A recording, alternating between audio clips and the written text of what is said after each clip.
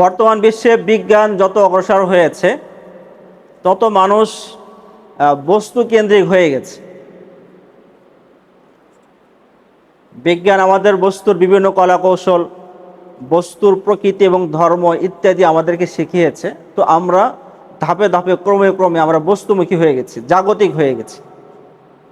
এবং হতে হতে হতে হতে বিজ্ঞান আমাদেরকে এ কথা শিখিয়েছে যে পৃথিবীর জন্ম নিল কিভাবে, পৃথিবী কিভাবে আসলো। এটা একটা উত্তর কিন্তু কোরআন নিজে দেয়, আর বিজ্ঞান একটা নির্দিষ্ট উত্তর দিয়েছে। প্রথম মানুষ কিভাবে আসলো, আদম আলাইহিস সালাম কিভাবে পৃথিবীতে আসলেন, এটার উত্তর একটা কোরআন দেয়। আবার বিজ্ঞান আর একটু উত্তর সাজিয়েছে। তো এই সকল প্রশ্ন উত্তরের ক্ষেত্রে বিজ্ঞান সবসময় বস্তু কেন্দ্রিক থেকেছে। বিজ্ঞানের দাবি হচ্ছে বিগ ব্যাং আছে না, বিগ ব্যাং থিওরি। পৃথিবী সৃষ্টি হয়েছে কিসের পরে? বিগ ব্যাংয়ের মাধ্যমে, মহাবিস্ফোরণের মাধ্যমে সৃষ্টি হয়েছে। তো এটা একটা পদার্থ থেকে আস্তে আস্তে এর বিস্ফোরণের মাধ্যমে পৃথিবী সৃষ্টি হয়েছে। তো এখন পদার্থ বা বস্তু আমরা স্বাভাবিক যদি সহজে বুঝি, খুবই মোটা দাগের বিষয়টা বুঝি, আমরা দেখি বস্তু নড়াচড়া করতে পারে না। আমরা যখন নড়াচড়া করি তবেই সেটা নড়াচড়া করে, নিজের থেকে নড়াচড়া করতে পারে না। বস্তুর মাঝে মানে অনেক অতি মূল্য, এরকম ধরনের মূল্যবান কোনো বৈশিষ্ট্য নেই। বিভিন্ন প্রক্রিয়ায় নিয়ে আসলে তবে আর মূল্য বাড়ে, আর যখন এমনি ফেলে রাখে তো পড়েই থাকে। এমনকি স্বর্ণ যখন মাটির সাথে মিশে থাকে তো মিশেই থাকে। এটাকে দামি করতে হলে বিভিন্ন প্রক্রিয়ার মাধ্যমে তো অগ্রসর হতে হয়। তো বস্তুকে মূল্যবান করতে হলেও বিভিন্ন প্রক্রিয়া লাগে, আর না হলে এমনি পড়ে থাকে। তো বস্তুর মাঝে কি নড়াচড়ার শক্তি আছে, ইচ্ছা শক্তি আছে, ভালো কোনো কাজ করার শক্তি আছে, কোনো বুদ্ধি আবিষ্কার করার শক্তি আছে। মানুষের যে ভালো ভালো গুণ আছে, ভালো ভালো মেধা এবং বুদ্ধিভিত্তিক যে সিফাতগুলো আছে, বৈশিষ্ট্যগুলো আছে, তা কি বস্তুর মাঝে আছে? তা কিন্তু কার মাঝে নাই, বস্তুর মাঝে নাই। তাহলে প্রশ্ন জাগে যে যদি বিগ ব্যাং বা পদার্থের বিস্ফোরণের মাধ্যমে যদি পৃথিবী সৃষ্টি হয়, তাহলে এই বস্তু আর পদার্থের মাঝে প্রাণ কিভাবে আসলো? শুধু প্রাণী না, এমন একটা প্রাণী কিভাবে আসলো যার মেধা শক্তি অনেক প্রখর, যে মেধা দিয়ে অনেক কিছুই করতে পারে, সে বস্তুকে নিজের দাস বানাইতে পারে, যার ইচ্ছা শক্তি আছে,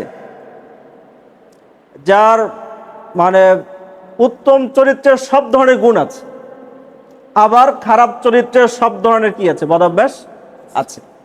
তো একটা পদার্থ থেকে এই জিনিসগুলো কিভাবে সৃষ্টি হলো?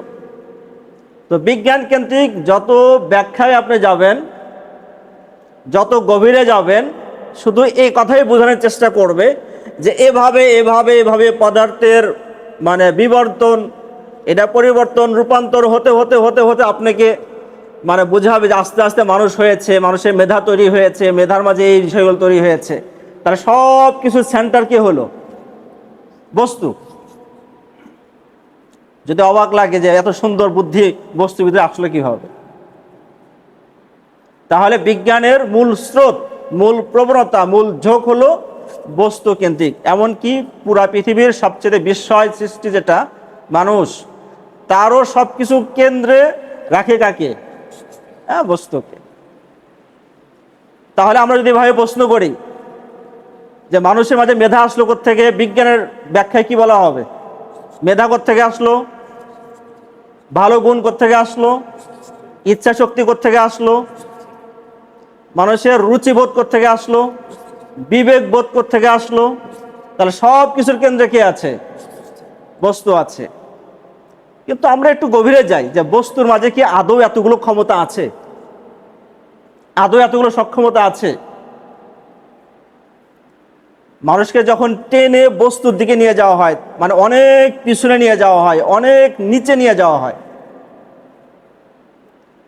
আর সেই জায়গায় এই প্রশ্নগুলোর উত্তর কোরআন দেয় হচ্ছে আলহামদুলিল্লাহ দিয়ে। কি দিয়ে? আলহামদুলিল্লাহ। আলহামদুলিল্লাহ অর্থ কি? আলহামদুলিল্লাহ অর্থ হলো সকল প্রশংসা, সকল ভালো গুণ, সকল সুন্দর সুন্দর দিক, এ সব কিছু কার জন্য? তাহলে মানুষের উত্তম চরিত্রের যে সৌন্দর্যতা আছে সেটা কোত্থেকে এসেছে? আল্লাহ থেকে এসেছে। মানুষের ইচ্ছা শক্তি কোত্থেকে এসেছে? মানুষ কথা বলতে পারে এটা কোত্থেকে এসেছে? মানুষ দেখতে পারে কোত্থেকে এসেছে? আল্লাহ থেকে এসেছে। এই সব কথা আলহামদুলিল্লাহ মাঝে আছে। তো একজন আলহামদুলিল্লাহ বলছে মানে তার ব্যক্তি জীবন, পারিবারিক জীবন বা সে যে মানুষের পৃথিবীতে আছে তার সব কিছুর কেন্দ্রে কাকে রাখছে? আল্লাহকে রাখছে। আর অন্যদিকে কেউ যদি বস্তুবাদী হয়ে যায় তাহলে সব কিছুর কেন্দ্রে কাকে রাখছে? বস্তুকে রাখছে। তাহলে দ্বন্দ্ব তৈরি হলো না? স্বাভাবিক। এবং অনেক বিষয় আছে যে বিষয়গুলো যদি আমরা দুভাবে ব্যাখ্যা করি তাহলে নিজের মাঝেই মূল্যবোধটা পার্থক্য আমরা বুঝতে পারব। যেমন হঠাৎ করেই কারো ব্যবসা ভালো হয়ে গেছে, তো হঠাৎ করে ভালো হয়ে গেছে এটার বস্তু কেন্দ্রিক ব্যাখ্যা না পালেও তারা বলে কাকতালীয় ভাবে ভালো হয়েছে। তাদের শব্দ কি? কাকতালীয় ভাবে ভালো হয়ে গেছে। মানে ভালো হওয়ার কোনো উৎস নাই, ভালো হওয়ার কোনো কি নাই, উৎস নাই, এটা কাকতালীয় ভাবে হয়ে গেছে। আর অন্যদিকে একজন মুমিন, একজন মুসলিম, উনি কি বলবেন? আল্লাহ করেছেন। তা আপনার দিলকে আপনি প্রশ্ন করেন যে আপনার দিলের মাঝে যখন ব্যাখ্যা হিসেবে কাকতালীয় আসে তখন আপনার বোধ কেমন থাকে, আর যখন আপনার দিলের মাঝে ব্যাখ্যা হিসেবে আল্লাহ আসে তখন আপনার বোধ কেমন হয়ে যায়? অনেক পার্থক্য হয়ে যাবে না? এটাই পার্থক্য যে কোরআন একজন মানুষকে কত উঁচুতে নিয়ে গেছে, কত উন্নত করেছে। আর বস্তুবাদ মানুষকে সবসময় পিছনের দিকে নিয়ে যায়, অনেক নিচের দিকে নিয়ে যায়। তো আলহামদুলিল্লাহ এই শব্দের মাধ্যমে প্রথমে আমরা ঘোষণা করলাম যে আমাদের সকল ভালো গুণ বস্তু থেকে আসে নাই, কোত্থেকে এসেছে? আল্লাহ থেকে এসেছে। অতএব আমাদের কোন দিকে যেতে হবে? আল্লাহর দিকে যেতে হবে, আল্লাহমুখী হতে হবে, বস্তুমুখী হলে হবে না। এই যে আমরা বুঝলাম এবং ঘোষণা করলাম, তাহলে এটা বাস্তবায়ন করতে হবে না? বাস্তবায়নও করতে হবে।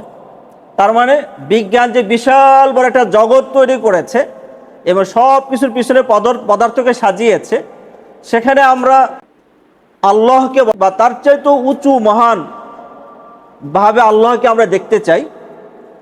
তো এই জন্য আমাদেরকে মানে জীবন কেন্দ্রিক ব্যাখ্যা, পারিবারিক ব্যাখ্যা, সামাজিক ব্যাখ্যা, রাষ্ট্রীয় ব্যাখ্যা কিভাবে আল্লাহকে কেন্দ্র করে করা যায় এই জন্য আমাদের জানতে হবে, পড়তে হবে। আর না হলে দেখা যাবে যে আলহামদুলিল্লাহ বলি, বস্তু কেন্দ্রিক ব্যাখ্যাও গ্রহণ করি, এরকম হয়ে যাবে। মানে নিজের দিলের মাঝে এক ধরনের দ্বন্দ্ব তৈরি হয়ে যাবে। তাহলে আমাদের জীবন আল্লাহ কেন্দ্রিক হবে, কি কেন্দ্রিক হবে না? বস্তু কেন্দ্রিক হবে না। এটা আমাদের ঘোষণা, আমাদের প্রতিজ্ঞা, এবং এটা আমরা কি করতে চাই? বাস্তবায়ন করতে চাই।